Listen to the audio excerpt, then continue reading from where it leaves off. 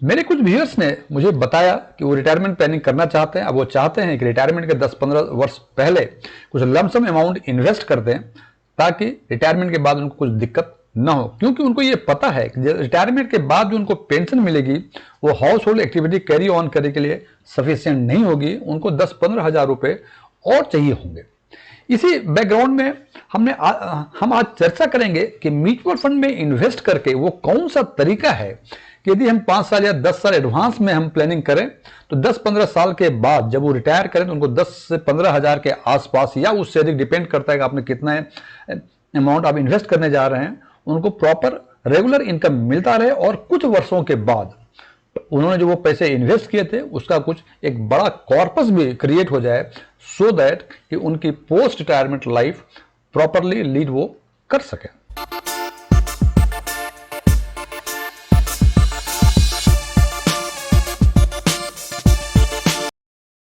यदि मेरा ये वीडियो आपको पसंद आए, इसे लाइक करें, अपने फ्रेंड्स के साथ शेयर करें।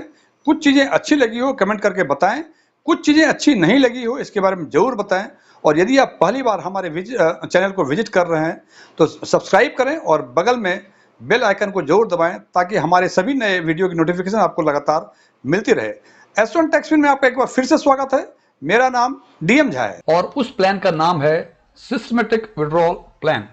Systematic withdrawal plan, as it sounds by its name, systematic withdrawal plan, ये सुन के ऐसा लगता है कि कहीं ना कहीं हम फंड को पार्क करते हैं, उसके बाद सिस्टमेटिकली विड्रॉ करते हैं in the form of regular income for a long period over the period of times.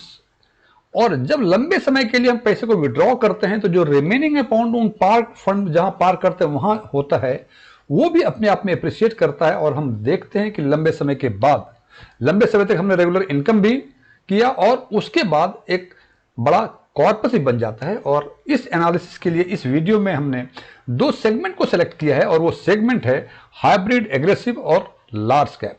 SEBI के कैटेगराइजेशन गाइडलाइंस के हिसाब से हाइब्रिड एग्रेसिव वो सेगमेंट है जिसमें जो उसके फंड होंगे उस फंड का 65 to 80% इन्वेस्टमेंट इक्विटी स्टॉक्स में होगा। और दूसरा है लार्ज कैप। लार्ज कैप में सेबी कैटेगराइजेशन के हिसाब से इसका एसेट्स का मिनिमम 80% एसेट्स वो इन्वेस्ट होंगे लार्ज कैप इक्विटी में। और हमने इन दोनों सेगमेंट में एक एक फंड को सेलेक्ट किया है और उस फंड का नाम है हाइब्रिड एग्रेसिव फंड में जीएम इक्विटी हाइब्रिड और लार्ज कैप सेगमेंट में it is Nippon India large cap fund. Friends, आगे चर्चा करने के पहले बता दूं, ये वीडियो मैं किसी फंड को प्रमोट नहीं करता हूं, ना ही ये फंड हमारा कोई रिकमेंडेशन है। हालांकि ये फंड अपने रेस्पेक्टिव सेगमेंट में अच्छे फंड हो सकते हैं, लेकिन ये मेरा रिकमेंडेशन नहीं है, इसको हमेशा ध्यान रखें। ना ही मैं किसी फंड को प्रमोट करता हूं।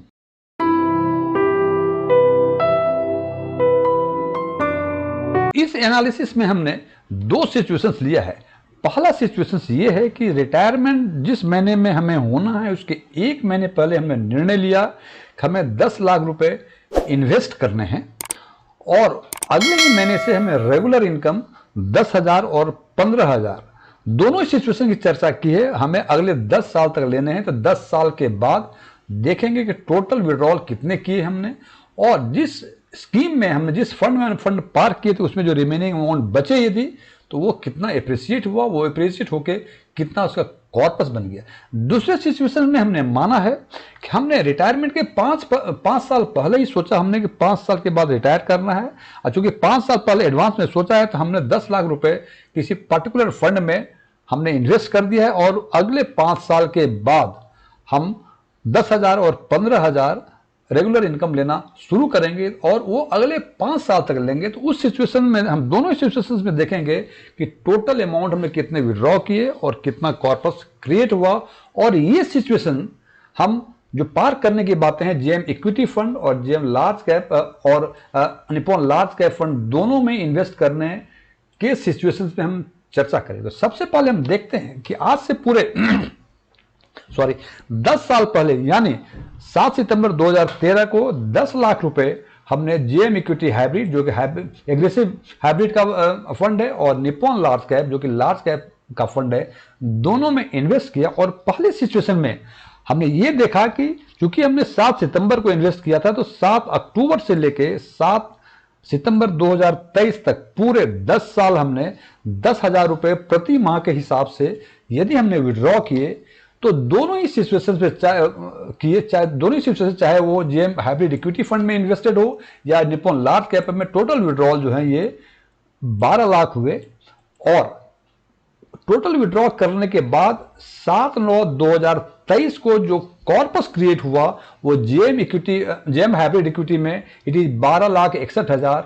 और वही यदि लार्ज कैप की बातें करें तो ये 22,80,198 रुपए है। ये तो वो सिचुएशन है जबकि हमने जिस महीने हमें रिटायर करने थे उसके एक महीने पहले हमने यानी 7/9/2013 को हमने ये डिसीजन लिया कि 10 लाख रुपए मुझे इन्वेस्ट करने हैं। लेकिन दूसरा सिचुएशन ये है कि हमें रिटायर तो करने हैं सितंबर 2013 में, लेकिन इसका निर्णय हमने इसके 5 साल पहले यानी 7/10/2000 हमने इन्वेस्ट तो किया 7/9/2013 को, लेकिन वो रिटायर उसको होना था सितंबर 2018 में, यानी 5 साल पहले हमने सोचा। मैं फिर रिपीट कर दूं, रिटायर होना था मुझे सितंबर 2018 में, लेकिन निर्णय लिया हमने उसके 5 साल पहले में सितंबर 2013 में, और उसको इन्वेस्ट कर दिया जेएम हाइब्रिड इक्विटी और निप्पॉन लार्ज कैप में। और नेक्स्ट मंथ यानी 7 अक्टूबर 2018 से लेके हमने 7 सितंबर 2023 तक हमने पूरे 10,000 रुपए पर मंथ का विड्रॉ किया। तो दोनों ही केस में जो विड्रॉल टोटल होंगे वो होंगे 6 लाख जेएम हाइब्रिड इक्विटी में भी, और 6 लाख होंगे इसमें Nippon India large cap fund में। लेकिन इसके जो कॉर्पस बनेंगे वो देखेंगे तो आप चकित रह जाएंगे। इसके कॉर्पस 26,72,015 रुपए बनेंगे जेएम इक्विटी में, और लार्ज कैप में 39,85,124 रुपए का कॉर्पस ही मिलेगा। फ्रेंड्स, अब इसको यदि एक नजर में यदि हम देखें कि हमने पहले केस में 10 साल हमने 10,000 रुपए के हिसाब से हमने विड्रॉल भी किया, टोटल विड्रॉल 12 लाख हुए। हमने केवल 10 लाख रुपए इन्वेस्ट किए हुए थे। 12 लाख विड्रॉ करने के बाद में हाइब्रिड इक्विटी में 12,61,000 का कॉर्पस बचा रहेगा, और लार्ज कैप में यह कॉर्पस होगा 22,80,000। लेकिन यही अगर 5 साल पहले एडवांस में यदि इसकी प्लानिंग करें तो टोटल विड्रॉल 6 लाख होंगे, और इसकी जो जेएम हाइब्रिड इक्विटी में मींस हाइब्रिड एग्रेसिव फंड में जो कॉर्पस बचे रहे जो बनेंगे वो होंगे 26,72,000। वही निप्पॉन लार्ज कैप में ये कॉर्पस 39,85,124 हो जाएगी। हालांकि ये फिगर हमने हाइपोथेटिकल लिया हुआ है, हो सकता है किसी को 10,000 चाहिए, किसी को 20,000 चाहिए, कोई यहाँ 10 लाख के बदले 20 लाख इन्वेस्ट कर सकता है, कोई 5 साल के बदले 3 साल पहले डिसीजन ले सकता है। ये डिफरेंट सिचुएशंस डिफरेंट लोगों के लिए, और इसी कॉन्टेक्स्ट में हम देखेंगे आगे कि यदि ये 10,000 के बदले यदि विड्रॉल 15,000 का होता तो क्या होता।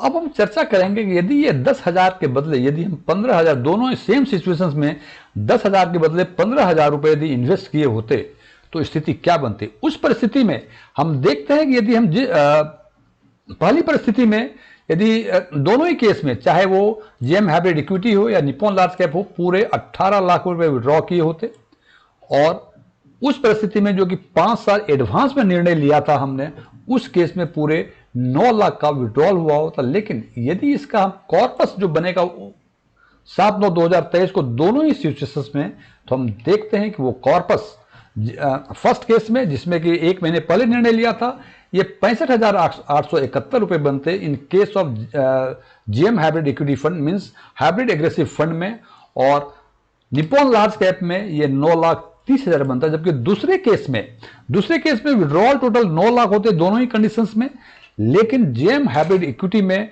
जो कॉर्पस बनता वो कॉर्पस 21,81,451 रुपए बनते, जबकि निप्पॉन लार्ज कैप में 34,87,805 रुपए बनते। फ्रेंड्स, इस वीडियो का पर्पस कि आप डिफरेंट सिचुएशंस में आप पहला चीज कि आप निर्णय कब लेते हैं, कितने साल पहले कितने महीने पहले निर्णय लेते हैं कि आपको रिटायरमेंट प्लानिंग करनी है। नंबर 2, जब प्लानिंग करनी हो की बातें जब होती हैं तो आपको यह निर्णय लेना है कि कितने पैसे आप किसी फंड में पार्क कर सकते हैं।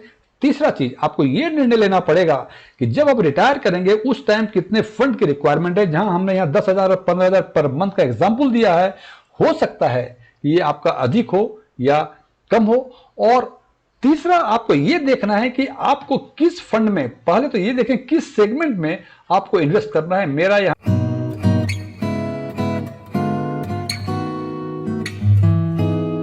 हाइब्रिड एग्रेसिव और लार्ज कैप फंड का एग्जांपल लेने का पर्पस था। इन दोनों ही फंड में केवल रिस्क और रिटर्न का स्लाइट डिफरेंस है। जेएम इक्विटी, चूंकि ये एग्रेसिव इक्विटी है, एग्रेसिव हाइब्रिड फंड है, जिसमें कि इक्विटी का percentage in comparison of large cap segment कम होता है, तो नेचुरली इक्विटी का एक्सपोजर कम होगा, तो इनका रिस्क भी कम होगा और साथ साथ रिटर्न भी कम होगा। लेकिन निप्पॉन लार्ज कैप सेगमेंट में चूंकि कम से कम 80,000 लार्ज कैप सिक्योरिटीज में इनको इन्वेस्ट करना होता है, तो निश्चित रूप से इनकी तुलना में इसमें रिस्क भी अधिक और रिटर्न भी अधिक होगा। हालांकि दोनों का डिफरेंस केवल एक्सटेंट ऑफ इक्विटी इन्वेस्टमेंट है। लार्ज कैप वाले में केवल लार्ज कैप में जो ब्लू चिप कंपनी है उसमें ही इन्वेस्ट करते हैं, जबकि हाइब्रिड एग्रेसिव में across the segment, across the sector हम इन्वेस्ट कर सकते हैं। सो इन दोनों में स्लाइट डिफरेंस है। व्हाइल टेकिंग एनी डिसीजन कि आपको हाइब्रिड एग्रेसिव में करना चाहिए या लार्ज कैप में या हाइब्रिड कंजर्वेटिव में या बैलेंस फंड में, यह निर्णय डिपेंड करता है आपके इंडिविजुअल रिस्क परसेप्शन पर। लेकिन मेरी राय, मेरी थोड़ा रिस्क लेना चाहते हैं आप, तो इन दोनों सेगमेंट में से किसी एक सेगमेंट के एक फंड में इन्वेस्ट कर सकते हैं। हालांकि यदि आप चाहते हैं कि इससे कम रिस्क लें, तो आप हाइब्रिड इक्विटी के हाइब्रिड एग्रेसिव के बदले आप हाइब्रिड कंजर्वेटिव में जा सकते हैं। और यदि आप सोचते हैं कि हाइब्रिड एग्रेसिव और हाइब्रिड कंजर्वेटिव के बीच का भी कोई चीज हो, तो आप बैलेंस फंड में जा सकते हैं। ये सारे निर्णय आपको अपने हिसाब से, अपने रिस्क परसेप्शन के हिसाब से, अपने अंडरस्टैंडिंग के हिसाब से लेने होते हैं। लेकिन मैं फिर रिपीट करूंगा, ये इस वीडियो का पर्पस ये था कि यदि आप रिटायरमेंट प्लानिंग करना चाहते हैं, आप चाहते हैं कि पोस्ट रिटायरमेंट आपका कंफर्टेबल लाइफ लीड हो, पैसे की दिक्कत ना हो, तो आज आप एसेस कर लीजिए कि आपको at the time of retirement कितने फंड और चाहिए। निश्चित रूप से फंड अधिक चाहिए तो आपको अधिक फंड पार करने होंगे। फंड यदि रेगुलर इनकम कम चाहिए तो आपको कम करने पड़ेगा, और जितना पहले एडवांस में वो करेंगे उतना कम फंड आपको पार करना होगा। जैसे मैं बार बार कहता हूं, इट्स माय ओपिनियन कि आपको सिस्टमेटिक विड्रॉल प्लान, यदि आप रिटायरमेंट प्लानिंग करना चाह रहे हैं, लेकिन एक चीज और, रिटायरमेंट प्लानिंग का मतलब ये कतई नहीं कि केवल रिटायर करने के 2 साल 4 साल पहले भी करें। आप अर्ली स्टेज में, यदि अर्ली एज में है, 30 साल के हैं, 35 साल के हैं, तो आप जो है पहले से एडवांस वो कर सकते हैं। ये जैसे हमने यहाँ 10 लाख रखा है, 10 लाख के हिसाब से इतना बनता है, आपको लगता है कि आपके पास पूरे 20 साल टाइम है, तो ये अमाउंट कम हो जाएगा। इतने ही पैसे पाने के लिए और इतने ही कॉर्पस पाने के लिए ये आपका जो पार्क अमाउंट है वो अमाउंट कम हो जाएगा। सब डिपेंड, एक दूसरे से लिंक है। अंतिम निर्णय हमेशा आपका। इट्स माय सजेशन कि जो भी रिटायरमेंट प्लानिंग करे उनको सिस्टमेटिक विड्रॉल प्लान उनको ऑप्ट करना चाहिए। अंतिम निर्णय आपका।